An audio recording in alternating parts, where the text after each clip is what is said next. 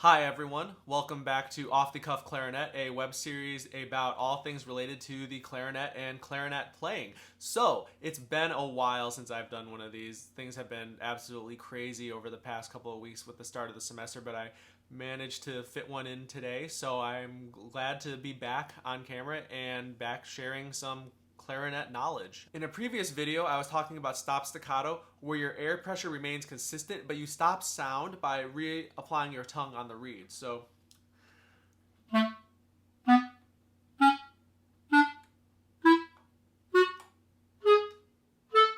that air pressure is always going, and the only reason there's no sound coming out on that side is because your tongue is on the reed, and I can leak air to demonstrate that.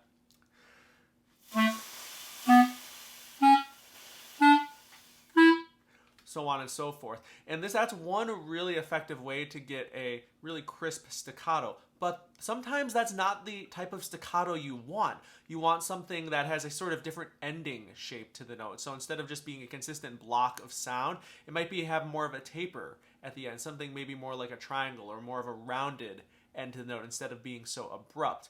And one part of the orchestral repertoire, one excerpt for the clarinet in particular, I think really demonstrates the need for that sort of more nuanced staccato is the first movement from Brahms' Third Symphony.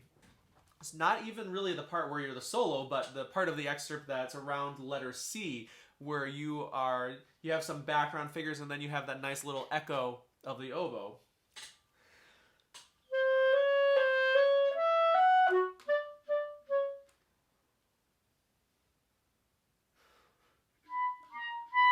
Okay, so that's one of the problems with this type of articulation. Those didn't come out super great. But one of the issues is that we're trying to be so delicate sometimes, is that we don't really support enough with our air. So if we only use stop staccato, if that's like our only articulation tool in the toolbox, we get...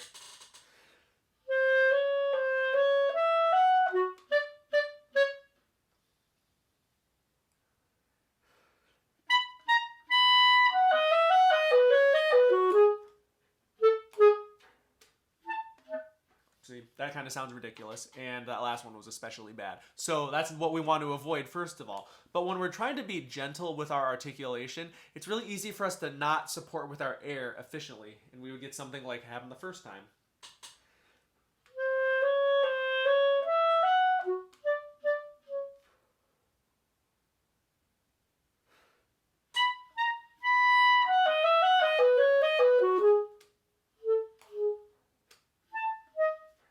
Where they're kind of they don't have that right sort of sound, right energy in the sound, or they don't even come out at all, which is, again, what happened one of the first times I played this in that style. One of the ways I like to address this in my own playing is first to use entirely slurred to make sure the airstream is consistent throughout.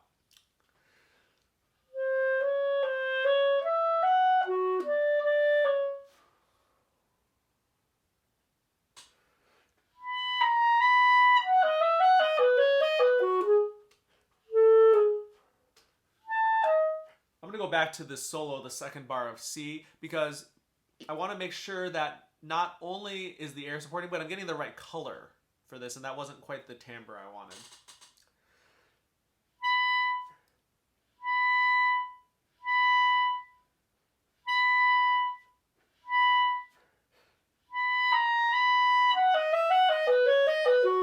Closer.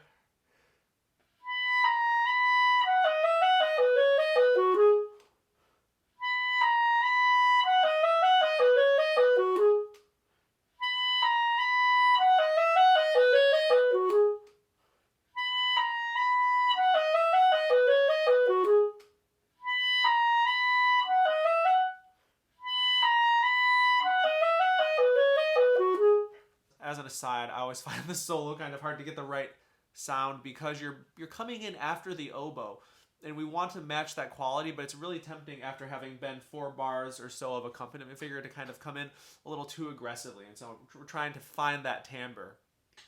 And I think we, or at least for this video, we've gotten a lot closer.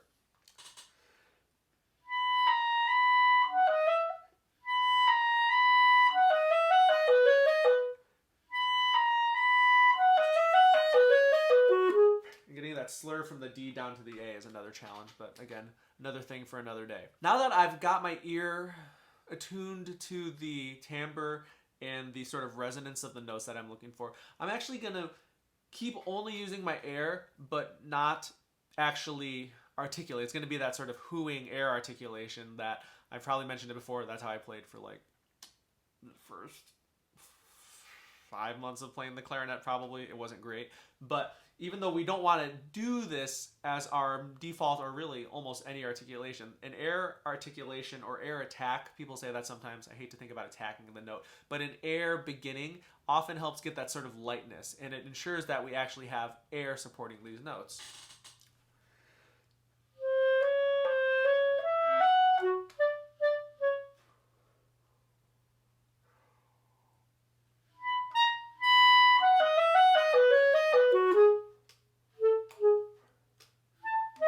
Okay, the solo itself, not great. Let's try it again. And what we're doing is trying to find that threshold of how much air we need to get the note to speak in the manner which we want it to.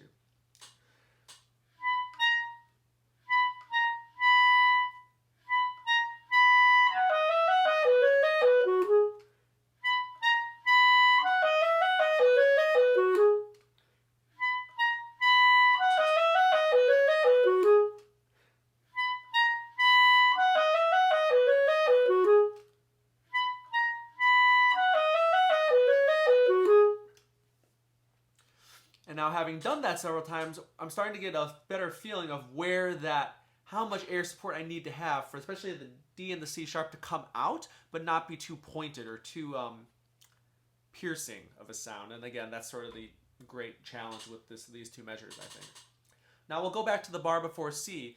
We're going to try that whole thing one more time with just that sort of air articulation.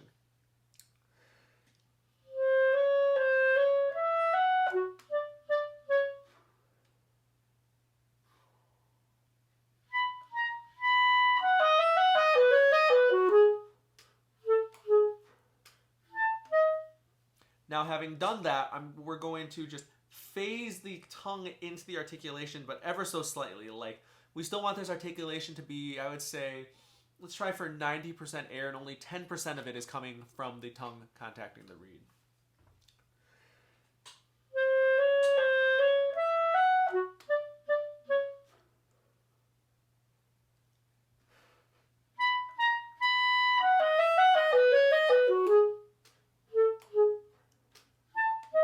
What adding the tongue back into the articulation does is it gives you a little more security of when that note is going to begin.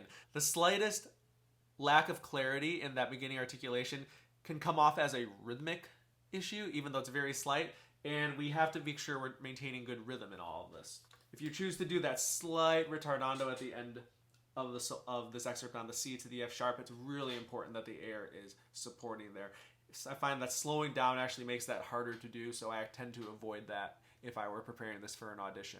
I hope you found this discussion of that sort of lighter staccato helpful, and remember that it's always, again, about the air when we're articulating. So try it all slurred, and then do just sort of the air attack, or the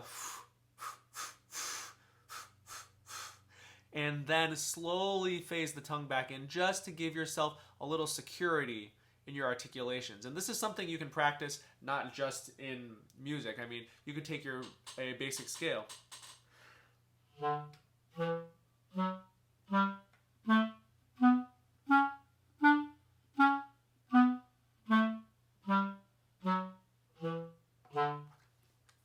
And try and get that same lightness and same sort of bounce to the articulation without abruptly ending the note. If you have any questions or comments, feel free to leave a comment below or reach out on social media. Be sure to subscribe to this channel, and happy practicing.